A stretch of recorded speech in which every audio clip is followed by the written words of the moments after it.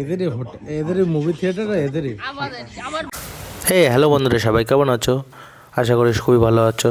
আজকে ফ্যামিলির সাথে মুভি দেখতে যাবো। প্রথমে দেখেই বুঝতে পারছো। চলো বন্ধুরা, দেখা যাক কী হচ্ছে।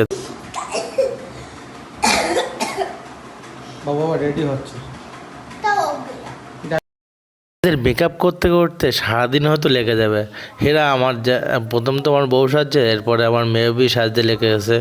এখন কতক্ষণ লাগবে জানি না, ভগবান জানে। তো বন্ধুরা, ডাইরেক্ট চলে আসলাম এখন হচ্ছে মুভি থিয়েটারের সামনে। এই হাবড়া প্রথমবার মুভি দেখতে আসলাম। তো আশা করি তোমাদের খুবই ভালো লাগবে। আর এই মুভি থিয়েটারের ভিতরটা কেমন দেখে প্রথমে বুঝতে পারছো আশা করি। যেটা আমি বলতে যাচ্ছিলাম, এখানে কখন কি হবে না হবে, টিকিটের দাম কত, সেটা ডিটেলসে বলবো। আমি হয়তো ভিডিও ছাড়ি না ঠিক মতন। আর একটা কথা, আমি যে ভুল কাজগুলো করছি সেগুলো আমি আস্তে আস্তে নিজেরাই শুধরে নেব। আশা করি তোমাদের খুব ভালো লাগবে, দেখতে থাকো। আমি ভাবলাম আমি মুভি থিয়েটারে আর বাইরে ভিডিওটা করব। আর এদের ভাবসাব দেখে আমি ভিডিও করার কথাই ভুলে যাচ্ছি। ভাই কী করবো নিজেও বুঝতে পারছি না, ঠিক বুঝতেই পারছি না। হাতে একটু টাইম পেয়েছি, আর বউ বলে তখন চলো একটু শপিং করে আসি। ফালতু বসে কি করছে? এতগুলো টাকা দিলাম, তারপর খুশ না। আর এই সাইডে হচ্ছে বোন আছে, আর এদিকে আমার মেয়ে। সো এইটা মেয়েদের, বাচ্চা মেয়েদের জন্য বা মেয়ের জন্য কিনতে আসলাম।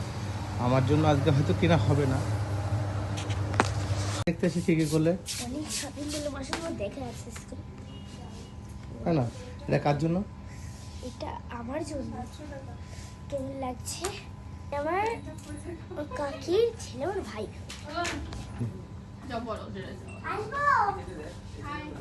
ও চলো না, স্কার্টের দোকানে চলো। এটা কিনেছি, এটা হলো। আর এই একটা প্যান্ট কিনেছি, পারফেক্ট পুরো আমার উপরে।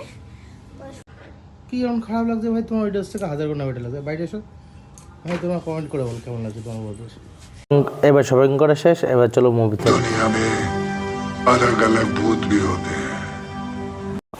ভাই ফ্যামিলির সাথে মুভিটা দেখে আসো, খুব মজা পাবে, হাসতে হাসতে পাগল হয়ে যাবে। সত্যি খুবই ফানি মুভি, ভূতের মুভি হতে পারে, খুবই ফানি মুভি।